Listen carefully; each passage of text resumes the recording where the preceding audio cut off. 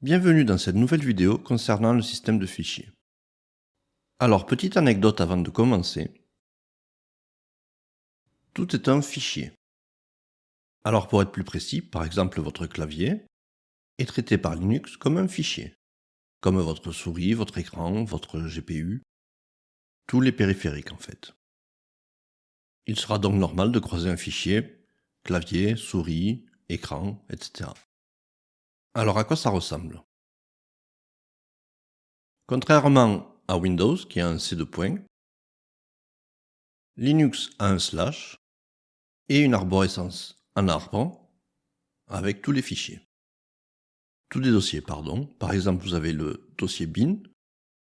Ce sera là où se trouveront tous les exécutables de votre système.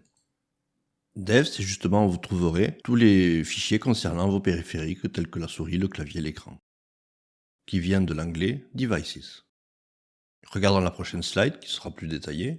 De là, nous avons bin, dev, etc pour les fichiers de configuration. Dans home se trouveront tous les dossiers concernant chaque utilisateur, c'est-à-dire vos dossiers personnels. Petit détail à connaître, c'est que par exemple, dans MNT, il y aura tous les disques durs qui seront montés, tels que les disques durs et les CD. Cependant, on ne sait pas pourquoi, les USB se trouveront dans Media. C'est une exception. Donc quand vous insérez une clé USB, elle ne se trouvera pas dans MNT de Mount, mais dans Media.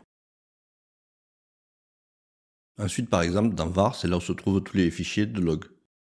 Les logs, pour ceux qui se posent la question, sont généralement des fichiers texte qui sont produits par tous les systèmes et les applications concernant les erreurs. C'est là où nous irons voir si nous avons un problème à résoudre. Dans SBIN, par exemple, vous aurez toutes les applications qui permettent de gérer le système d'exploitation.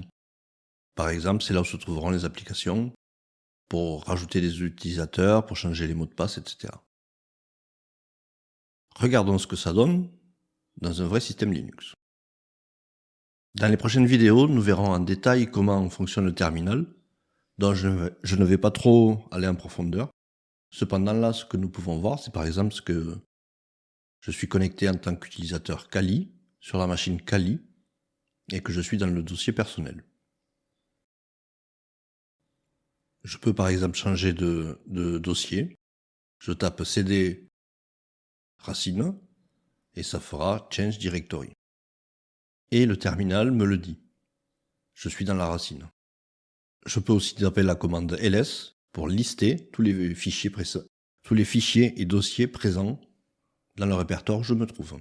Et nous pouvons voir les dossiers dont nous avions parlé précédemment, bin, dev, home, media, mnt.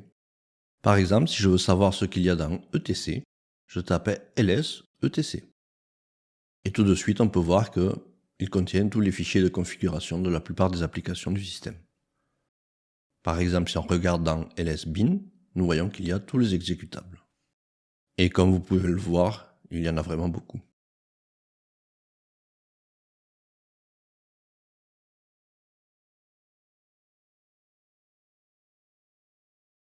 La même chose pour sbin, ls-sbin, et on peut voir qu'il y a toutes les applications pour gérer l'OS. Fdisk, par exemple, aide à partitionner le disque dur. Nous pouvons aussi regarder ce qu'il y a dans var. Il y a des logs, il y a des mails, il y a un serveur web, et il y a aussi des backups, par exemple.